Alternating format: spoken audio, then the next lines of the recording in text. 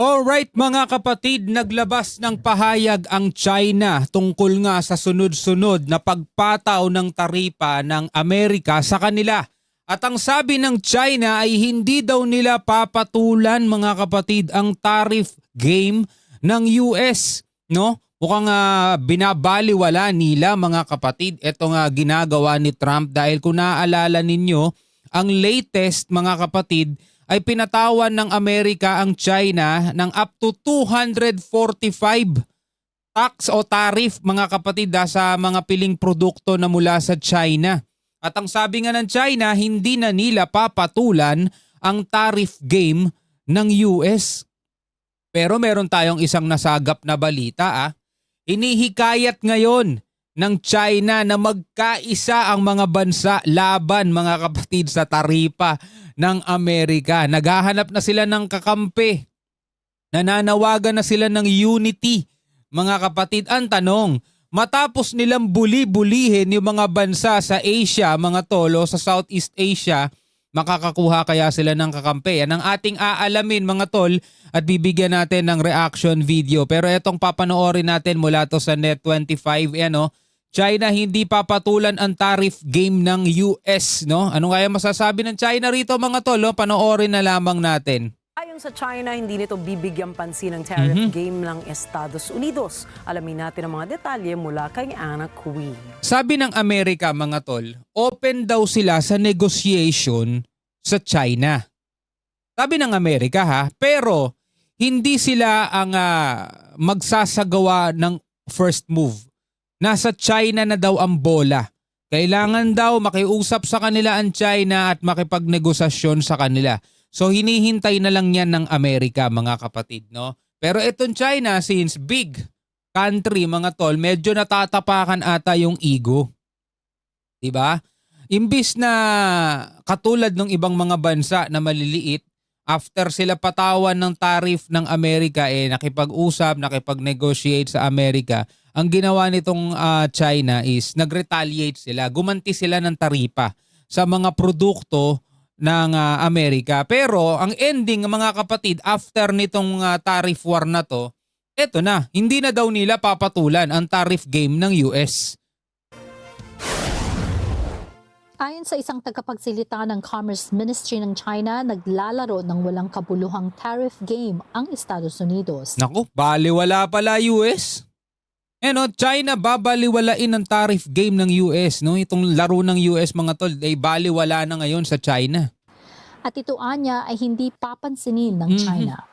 Ukol sa 245% tariff ng US sa piling mga produkto mula China, sinabi ng tagapagsalita na ginamit at ginawang sandata ng Washington ng taripa sa antas na wala ng katwiran. Binigyan diin ng tagapagsalita na makailang ulit ng kinlaro ng China ang posisyon nito sa reciprocal tariffs ng US. Ayon sa Beijing, babaliwalain nito ang walang kabuluhang laro ng taripa. Subalit kung ipagpapatuloy anya ng US na pahinain ang interes ng China, gagamit ang Beijing na matinding countermeasures hanggang sa huli. Ayan na, countermeasures again mga tol. Now, we firmly oppose the US tariff barriers and trade bullying. Andun na sila sa term na bullying mga kapatid, which is yan yung paboritong gawin nila sa mga maliliit na bansa. This practice harms others, sabing ganon. 我们坚决反对美国搞关税壁垒和贸易霸凌这种做法是损人不利 And does not benefit itself, violates economic laws and the principles of world trade. 了经济规律和世贸这个 Has a serious impact on the world economic order and drags down the recovery of the world 世 economy. 界贸易的原则对世界经济秩序造成严重冲击拖累世界经济的复苏从短期来看呢 In the short term, the high tariffs imposed by the United States will bring certain pressure 是美国加征高额关税会对我们 to 国 my 家的 country's economy and 外贸 foreign trade, but it cannot change the general trend 和经济带来一定的压力 of China's continued 但是改变不了 long-term improvement in the 中国经济 economy, China's economic 持续长 foundation. 期向好的大势中国 is 经济 stable with many 基础稳 advantages, strong resilience, 韧性 and 强 great potential. 潜力 We 大 have the confidence. 所以我们有底气、Mhm. 有能力、有信心应对外部挑战。 Well, ang hirap kasi makisimpatsa rito sa China, mga tol eh. Every time na nababalitaan ko yung mga ganitong natatanggap nilang taripa mula sa Amerika, kung saan naaapektuhan talaga ekonomiya nila, bigla akong naaalala kung paano nila wina-water cannon yung ating mga Coast Guard, kung paano nila pinapalayas yung ating mga mangingisda.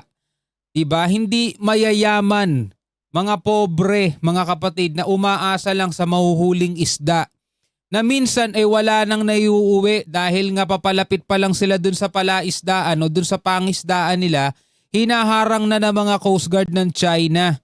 Diba?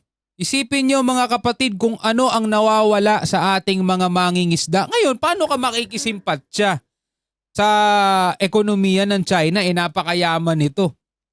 Diba? Napakarami nga nilang mga barkong dinedevelop, diba? O ngayon mga kapatid, eto. Xi Jinping nananawagan for Asian unity against Trump tariffs, mga tol. Akala ko ba babaliwalain lang nila, pero eto na mga kapatid, humihingi na ng rest back mga kapatid si Xi Jinping. Chinese President Xi Jinping has called for Asian nations. Kabilang tayo doon mga kapatid. For Asian nations to unite, magkaisa against protectionism and unilateralism. Kabulol. Amid rising trade tensions with the US at a state dinner hosted by Malaysian Prime Minister Anwar bin Ibrahim. So nananawagan si Xi Jinping sa Asian nation, sa mga bansa, mga kapatid, no? Na magkaisa laban kay Trump o dun sa tariff ni Trump. Mga tol, apektado na talaga sila, no? Tuloy natin to, panoorin natin. Chinese President Xi Jinping has called on Asian countries to join hands with Beijing to resist protectionism. Ngayon, no? Humihimok sila ng pagkakaisa, no? Matapos nilang buli-bulihin yung mga bansa, matapos nilang alisan ng karapatan dito sa karagatan, mga tol.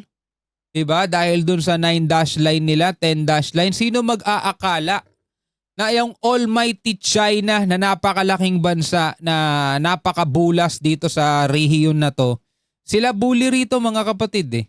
Diba? Ngayon ay nakakaranas ng pambubuli rin mula sa ibang bansa na malaki din. Ngayon nananawagan sila ng pagkakaisa. Pagkakaisa? Talaga ba? No, dahil kayo apektado, nananawagan kayo ng pagkakaisa. Samantalang ang Pilipinas, diba, iginigiit natin yung ating karapatan dito sa West Philippine Sea. Anong ginagawa ng China? Puro banta, puro babala.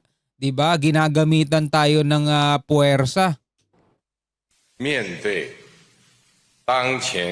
Of shocks to global order and economic globalization, China and Malaysia will stand with countries in the region to combat the undercurrents of geopolitical and based confrontation, overcome the countercurrents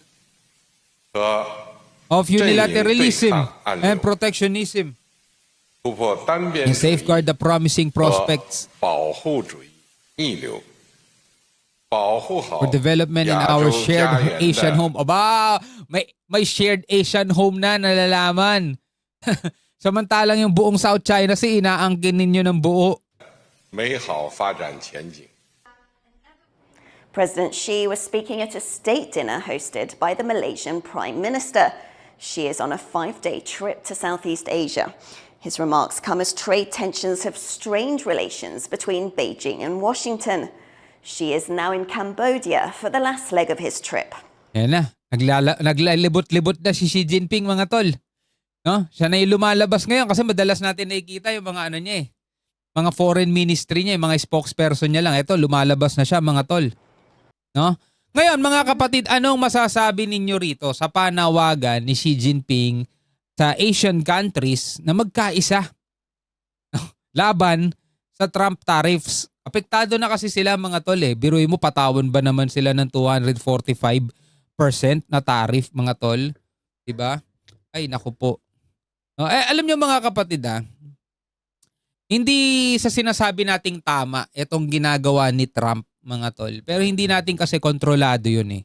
Kumbaga parang in some way, somehow, nakakaramdam lang tayo kahit papano na parang may rumeres back na para sa atin, mga tol, na ayaw natin maapektuhan yung mga inosente, ayaw natin madamay yung mga nagtatrabaho lang na posibleng maapektuhan yung pinagtatrabaho nila, mawalan ng trabaho dahil bababa yung tawag dito, yung order ng kanilang mga produkto dahil nga sa yung demand ng kanilang mga produkto dahil nga sa taas ng tariff, no? Kasi malaking bansa ang Amerika, mga tol, malaki rin ang nila doon.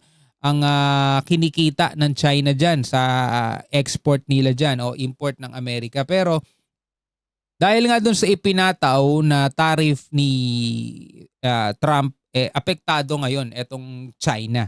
At sinasabi nga nilang hindi na nila papansinin, hindi nila papatulan, mga tol, pero ngayon nananawagan si Xi Jinping ng pagkakaisa. Ang tanong, mga kapatid, ano kaya ang magiging reaksyon dito ng mga bansang binubulas-bulas niya? Well, panoorin na lamang natin yan, mga kapatid, sa mga susunod na video. Talakayin natin yan. Pero ikaw bilang isang Pilipino, ano masasabi mo? Comment ka na lamang sa ibaba.